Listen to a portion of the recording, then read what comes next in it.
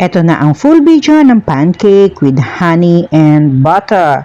So, syempre, prepare muna natin yan.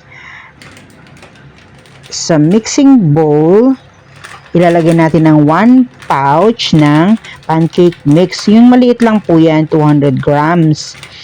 Syempre, sale yan na nabili ko. Kaya ayan, naisipan kong magluto. Paminsan-minsan kasi guys, nagka-crave tayo, di ba? So, hindi naman palagi natin yun kakainin. So, ayan, empty lang natin yung 1 pouch. Then, add tayo ng egg. So, ang nakalagay doon, 1 piece lang. Gusto ko mas malasa ang itlog. So, 2 ang ilalagay kong medium size na egg. So, crack lang natin ang shell niyan. Yan, bali 2 eggs ang nilagay natin, guys.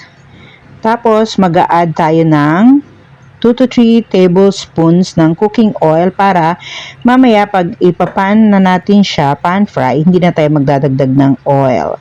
And half cup ng water ang pinrepare ko, pero i-add ko yan gradually.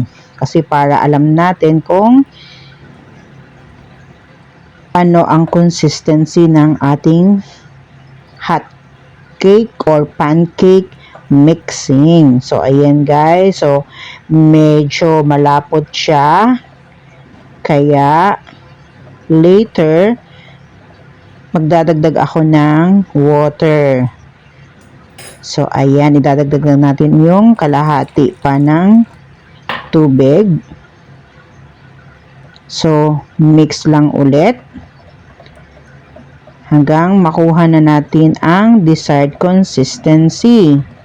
So, ayan guys. Continuous mixing lang tayo. And ayan.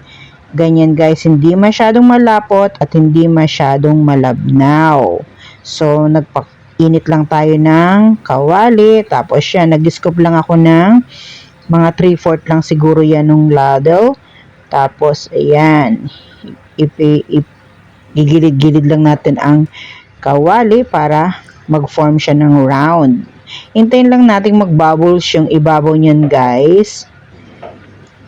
Tapos, huwag masyadong matagal na maraming bubbles kasi sunog na po yung kabila niyan pag hinintay natin mag-bubbles ng marami.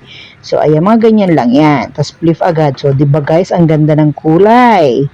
So, ayan. Hintay lang tayo ng 30 to 40 minutes. Tapos, tanggalin na natin. And that's it. Thank you for watching. Bye!